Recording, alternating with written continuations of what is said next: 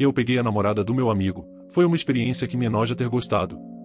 Começo dizendo que tenho 23 anos, Isso aconteceu há alguns anos, quando eu tinha 18 anos e estava prestes a entrar na universidade, e ocorreu no ensino médio. Meu amigo, A.R., e sua namorada, a M., começaram seu relacionamento no primeiro ano do ensino médio. Eram um daqueles casais da sala, então passavam muito tempo juntos. Eu me tornei amigo de ambos algum tempo depois, então havia vezes em que conversávamos e saíamos juntos, para caminhar, comer ou apenas passar o tempo. Tudo estava normal até o terceiro ano, onde eles continuavam com o relacionamento deles e eu continuava com eles, solteiro durante todo esse tempo. Por volta de fevereiro, recebi chocolates de M, o que não achei estranho, pois nos dávamos bem, mas da minha parte por querer me dar bem com a parceira do meu amigo. A partir daqui, a situação começa a mudar, pois ela começou a se aproximar muito de mim, a ponto de segurar minha mão na sala de aula para revisá-la, ou brincar com meu cabelo, que estava um pouco longo na época, embora eu não tenha pensado que houvesse outros motivos. Bem, meu aniversário de 19 anos estava chegando, e como eram os últimos meses do ano escolar, não fazíamos muito, então eu planejava faltar 1 ou 2 dias, não tinha planos de sair para lugar algum, apenas descansar em casa. Inesperadamente, recebo uma mensagem dela perguntando sobre minha sobremesa favorita e que eu deveria ir à escola no dia do meu aniversário, então aceitei, embora não gostasse da ideia de comemorar em grupo, achei que seria uma boa ideia comemorar com meu grupo de amigos, onde ela e meu amigo estariam incluídos. Minha surpresa foi ver que ela não pretendia comemorar em grupo, mas apenas ela e eu. Ela havia preparado uma pequena sobremesa em forma de coração e basicamente se declarou para mim, mesmo ainda estando com rua bastante confuso. Perguntei por que ela estava fazendo aquilo, e ela respondeu apenas que gostava de mim e queria ficar comigo. Naquele momento, eu disse que não e que ela deveria conversar com R, porque o que estava fazendo não era correto. Mais tarde naquela noite, recebi uma mensagem dela dizendo que já havia gostado de mim há algum tempo e que só queria experimentar como era estar com outra pessoa, porque meu amigo já não lhe dava muita atenção, e na intimidade ela não conseguia chegar ao clímax.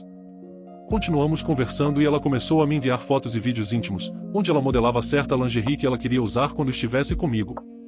De alguma forma, acabamos concordando em fazer isso, então um dia antes das aulas, fomos a um hotel, onde tivemos relações. Tudo terminou aí, ela me agradeceu e pediu para mantermos isso em segredo. Depois disso, continuamos conversando normalmente, às vezes um pouco mais íntimos por mensagens, e finalmente nos distanciamos. Não conversamos mais, mas mantemos certas interações nas redes sociais.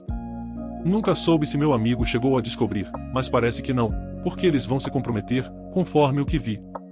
Acredito que tenha quebrado uma das principais regras como amigo. Foi uma experiência que não gosto de ter gostado e precisava tirá-la do meu sistema. Se você vai ficar noivo, deveria contar ao seu amigo o que aconteceu. Não para irritá-lo, mas sim para mostrar a ele com que tipo de pessoa ele vai se comprometer e 2, salvar seu outrora amigo do sofrimento. Fazendo isso, você jogou a amizade deles no lixo. Diga a verdade a quem você considera seu amigo, antes que ele coloque a corda no pescoço. É uma forma de reparar sua traição. Aconselho a fazer pessoalmente ou por mensagem. Se ele acreditar em você ou não, será problema dele. Se ele continuar com o relacionamento e voltarem a traí-lo, você não sentirá tanto remorso ao vê-lo sofrer por isso, porque ele terá feito a sua parte. Não será fácil, mas é algo que, como homem, você terá que enfrentar. Esteja preparado e não seja covarde. Minha irmã é apenas mimada podre. Bom, sempre que eu penso que ela não pode mais me surpreender, ela prova o contrário. Desculpa obrigatória por erros de gramática, ortografia. O inglês não é minha primeira língua. Minha irmã, 29, foi mimada pelos nossos avós e até agora isso ainda afeta o relacionamento dela com o resto da nossa família. Ela fez muitas coisas questionáveis ao longo dos anos e, embora isso seja apenas uma coisa pequena, ainda me enfurece. Na semana passada, ela estava se encontrando com nosso pai e reclamou que o porão dela está super bagunçado e que ela não tem ideia de como limpar toda a tralha. Como o pai é um santo, é claro que ele ofereceu ajuda para limpar e se livrar de todo o lixo lá dentro, o que custa dinheiro. Acho que é por isso que minha irmã e cunhado não fizeram isso. Papai passou 4 dias limpando e jogando coisas fora. 4 dias. Eles moram em um prédio antigo e o porão deles nem é tão grande assim. Aparentemente, era tudo, desde madeira e metal de móveis antigos e caixas até roupas e sacos de lixo reais.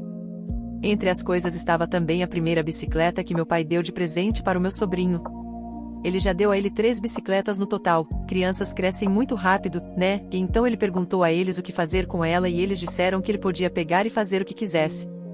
A bicicleta foi a única coisa que não era lixo e o papai conseguiu limpá-la bem e vendeu por 50 euros. Ontem ele recebeu uma ligação, no entanto.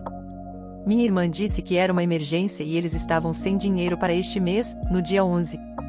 Depois de receberem no dia 1º. Eu acho que é mentira, mas ninguém nunca me pergunta. Ela continua mencionando que deixaram ele pegar a bicicleta e como isso deve ter rendido algum dinheiro a ele. O que o papai faz? Ele vai até lá imediatamente e dá o dinheiro a eles. Então ele passa 4 dias limpando o lixo deles de graça, vende uma bicicleta que ele comprou originalmente depois de limpá-la e então eles pedem esse dinheiro. Papai nem está bem de vida. Ele e a mamãe mal dão conta de si mesmos a cada mês e minha irmã e cunhado com certeza têm mais dinheiro. Eu sei que isso não é super interessante, mas lidar com esse tipo de coisa regularmente é simplesmente frustrante. Neste ponto, eu não desejo nada de bom para eles. Observação. Para quem estiver se perguntando o que isso tem a ver comigo pessoalmente ou pessoas dizendo mas você pode simplesmente se afastar, não se envolva mais. Eu sei, mas não é tão simples. Eu vejo meus pais todos os dias. Eu trabalho com eles, os vejo nas refeições. Então, sempre que há problemas por causa da minha irmã, eu sei porque eles vão discutir sobre isso. Você já desgostou, talvez odiou, alguém a ponto de apenas a menção de seus nomes te deixar com raiva? É assim que eu me sinto em relação à minha irmã. Ela me intimidava e maltratava por anos também, e estou tão feliz que meus pais perceberam isso cedo e pararam o melhor que puderam. Mas mesmo a terapia não me ajudou a me livrar desses sentimentos. E até que seus pais estabeleçam limites, ou que não farão, nada mudará. Ela não tenta as histórias tristes em você, não é? Ela provavelmente também faz birra quando você questiona o comportamento dela. Isso me lembra um pouco a situação na família do meu pai. Uma das irmãs dele sempre pedia dinheiro, carros novos e queria que comprassem um apartamento para ela e sua família, e minha avó sempre pagava porque tinha medo dela. Minha avó morreu e deixou um testamento, e claro que ela foi excluída. Você não pode imaginar como a irmã do meu pai ficou furiosa. Mas também isso é karma. Aita por se recusar a deixar a mãe ver seus netos, depois que decidimos não aceitar sua oferta de mudar para sua casa sem aluguel ou hipoteca? Eu, há 39 anos, minha esposa, há 35 anos, e nossas 2 filhas pequenas deveríamos ter nos mudado para a casa da minha mãe, há 78 anos, no início deste ano. Meu pai faleceu cerca de 1 ano atrás, nem eu, minha mãe ou minha irmã, há 45 anos, éramos próximos a ele. Depois que ele faleceu, a casa ficou grande demais para minha mãe manter e morar sozinha. Minha mãe perguntou à minha irmã se ela e sua família gostariam de se mudar para a casa. Minha irmã recusou. Ela e sua família moram na casa que herdaram da avó do meu cunhado, há 45 anos. Eles compraram a parte dos irmãos do meu cunhado. Alguns meses depois que minha irmã recusou o convite da minha mãe, minha esposa e eu começamos a procurar um lugar maior fora da cidade onde todos vivem, pois não tínhamos condições de ter mais espaço dentro da cidade. Nesse momento, minha mãe nos convidou, a mim e a minha família, para nos mudarmos para a casa dela. A proposta dela era que manteríamos unidades de convivência separadas e boas fronteiras. Ela ia reformar o porão para criar um apartamento lá embaixo. Minha esposa e eu hesitamos inicialmente em nos mudar. Minha mãe e minha irmã pareciam estar nos encorajando a nos mudar, porém, minha mãe reiterou que queria boas fronteiras e manter nosso bom relacionamento, e minha irmã disse que a única coisa importante para ela era garantir que meus filhos e os 2 filhos dela morassem perto um do outro. No final, decidimos que se mudar seria uma boa ideia. Gostamos muito da ideia das nossas filhas terem um relacionamento próximo com minha mãe e manter os primos próximos, e, é claro, gostamos da ideia de ter um espaço de convivência maior. Todos concordamos que minha família se mudaria para casa e que estabeleceríamos um acordo legal para garantir que dinheiro e propriedade não fossem um problema no futuro. Informações de fundo importantes. Minha esposa e eu atualmente somos proprietários da nossa casa, a cerca de 10 minutos de carro da casa da minha mãe. Meus pais me ajudaram com a entrada do meu primeiro apartamento, a minha irmã também recebeu a mesma quantia e a usou na universidade. Depois que nossa primeira filha nasceu, minha esposa e eu vendemos o apartamento e nos mudamos para uma casa pequena. Não há hipoteca na casa da minha mãe, ela está na família do meu pai há décadas, mas seria necessário fazer algumas melhorias sérias para que minha família possa morar lá. Minha esposa e eu planejamos fazer vários projetos de renovação e agregar valor à casa. Nós procuramos um advogado que elaborou um acordo legal entre as 3 partes envolvidas. Minha esposa e eu nos mudaríamos para casa e ocuparíamos os andares superiores.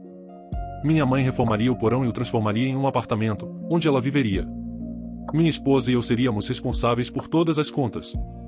Minha mãe pagaria apenas pelas compras de supermercado e por qualquer outro gasto variado que ela decidisse fazer. Observação: e não havia hipoteca na casa. quando minha esposa e eu nos mudássemos, minha mãe manteria 49,5% de propriedade, transferiria 1% de propriedade para minha irmã e 49,5% de propriedade para mim. Meu cunhado e minha esposa não faziam parte do acordo. Na época do falecimento da minha mãe, minha irmã e eu herdaríamos 50% da casa cada um. Minha irmã e eu concordamos em deixar a casa para nossos filhos em nossos testamentos, para que cada neto recebesse 25% da casa e pudesse fazer o que quisesse com ela, a comprar a parte dos primos, vender, o que fosse. Novamente, era muito importante para minha irmã que a casa permanecesse na família. Ela disse explicitamente que nunca queria vender a casa, o que nos permitiu estruturar o acordo dessa maneira. Minha mãe foi até nossa casa para assinar virtualmente o acordo legal pelo Zoom. Com o acordo legal em vigor, minha mãe começou as reformas no apartamento do porão e minha esposa e eu começamos a fazer algumas pequenas reformas para tornar o andar de cima mais habitável, atualizando o aquecedor de água, adicionando uma lavadora secadora e uma lava-louças no andar principal, etc. Muito trabalho ainda precisava ser feito, mas não poderia ser iniciado até que minha mãe estivesse morando no porão. No dia em que a construção do apartamento do porão foi concluída, minha mãe, minha irmã e a família vieram jantar. Minha irmã mencionou que queria conversar comigo sobre algo. Basicamente, minha irmã e meu cunhado estavam fazendo seus testamentos e perceberam que não deixariam algo para seus filhos, algo assim? Nunca ficou claro.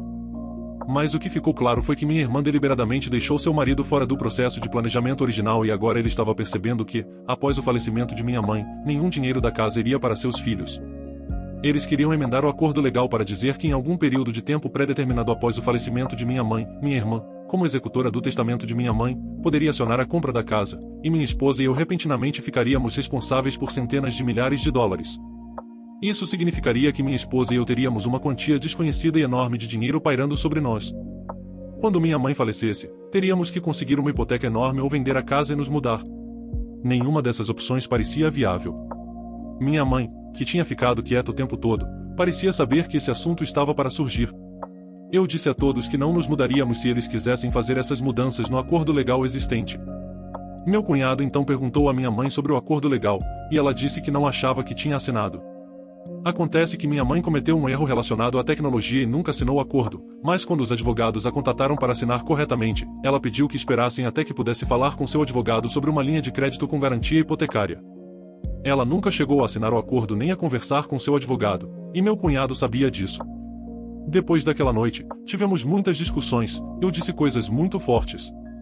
Eu estava chateado porque minha irmã continuava alegando que isso não era sobre dinheiro, mas quando sugeri que a comprássemos agora, pelo valor atual da casa, ela concordou.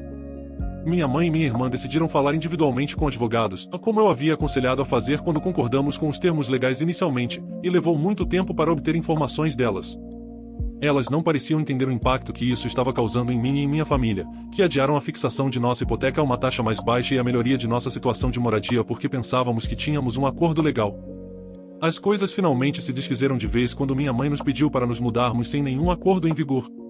Eu disse algumas palavras mais duras, e minha mãe reembolsou minha esposa e a mim pelas melhorias que fizemos em sua casa. Fizemos algumas sessões de aconselhamento familiar, mas parece que não estamos avançando. Então, sou o errado aqui?